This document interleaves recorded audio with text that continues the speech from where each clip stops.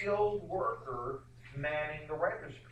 And we all know this because we've all been at that store, right? You know, whether it's the burger place or whatever, and the person behind the cash register is like, what change? And in fact, they got to the point where some of them don't even have numbers on them. They have pictures of the product. You know, it's like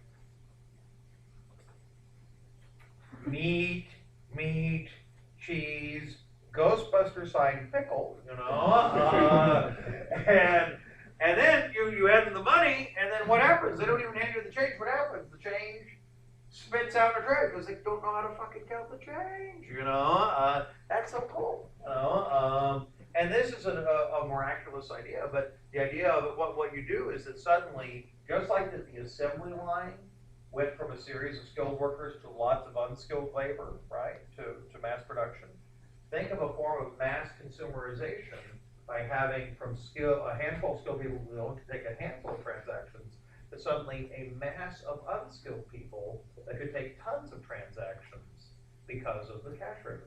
The cash register is the assembly line for retail. And it has a similar transformation over the workspace. Now, another one that's kind of weird has to do with electric lighting. Electric lighting was sought for a lot of different places. The first one was when Charles Brush created the arc lamp. The arc lamp was kind of cool because you basically had two poles, one positive, one negative, and electricity arced between the two poles. Problem is, air is not. What is the problem with air? It's not conductive, okay? It's an insulator, it's a resistor, effectively. And so in order to actually get the light, the spark to jump, what do you have to do?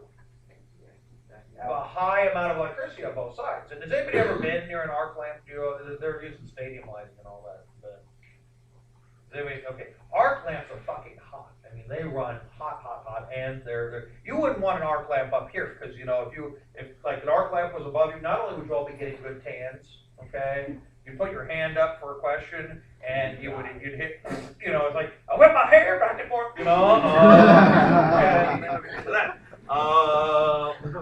it would be very nice.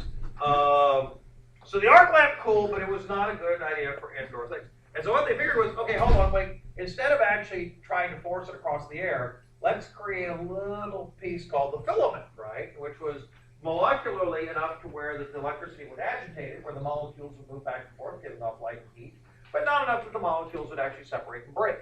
In order to do that, they encased it in a vacuum dome in glass, and guess what we have? We have the incandescent bulb, the light bulb. Okay, and of course, who gets credit for this is Thomas Alva Edison. Right. Now Edison, although actually one of the scientists, since it is also Black History Month, I would note that Howard Latimer, who was one of the scientists working in Menlo Park, was the fellow who really developed the filament, and it's the filament that actually makes this whole thing work. And so a lot of credit needs to be given to Latimer, who's one of the great black scientists who was able to come up with this. By the way, there's still a light bulb at Menlo Park that's still running. It's crazy that actually it hasn't broken yet. It still works. Now mine just got like 2 watts. It's kind of amazing that some of these are a lot more durable than you would think. But anyway, what's the big yes? Don't companies make them so they eventually break? Well, I mean, there is the idea that if you break, then there's replaceability, then you have to pay for more.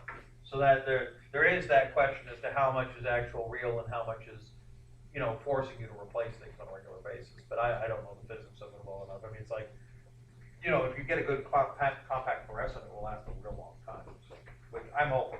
Plus, compact fluorescents look very science fiction, so I'm all for it. So it's very cool. I like the spiral thing. But here's the question. What is the big deal behind the light bulb? Why is it a big deal? You can stay up later at night and work. Yeah, but so could a candle. Right. Oh, you mean a lantern, like a reflective hooded lantern didn't give off as much light as one of these early 15-watt bulbs. There's no open flame. Okay, but I mean, was electricity necessarily in the early days safer than flame on a gas tube or anything? Not necessarily. As Yoda would say, right? What could possibly be going on? Okay, here's our last lesson for today. It's the story of the killer app. Now this is another term that comes out of the technology field. Nowadays people say killer app, they mean, oh, something from the iTunes store. Okay? Killer app is a story for killer application. If you ever bought a game console, most people bought a PS3, a Xbox 360, a PS2, whatever the item was, because there was something they wanted. Like most people bought the PS2 because of a game called Grand Theft Auto. It was important for you to beat your hoes, okay, and hang with your bros, you know. But of course, once you bought Grand Theft Auto and the PS2, was that the last game you ever bought for the PS2? No, suddenly you bought tons of other stuff.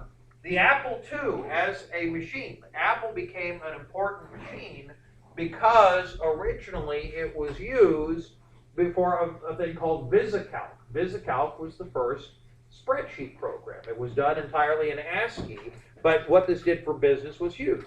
We call these things killer apps. They're things that you buy because you want one application, one thing, but then once you have the thing with the killer app, then you have the toy.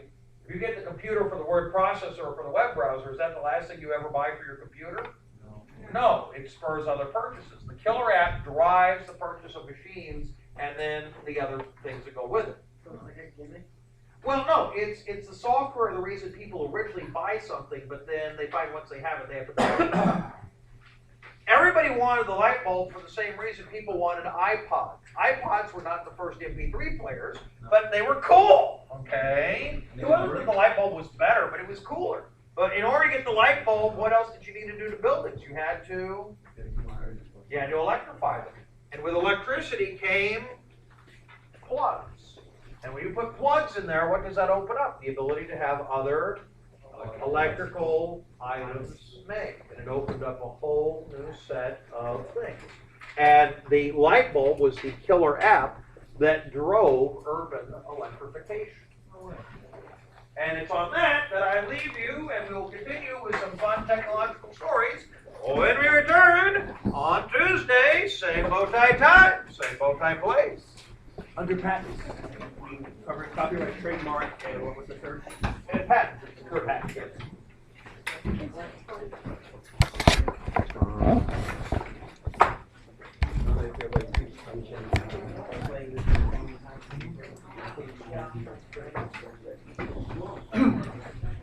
See, now, I don't believe the crap. I enjoy a good game, and I think it's quite wonderful when, you know, if somebody outplays me, I think that it's quite cool, and I'm very frustrated. But I'm unfortunately, you get online, everybody's, you this, nigger, that, that. I'm like, oh, you're so sophisticated, you know, racist and homophobic and misogynist all in one. Well done, you know.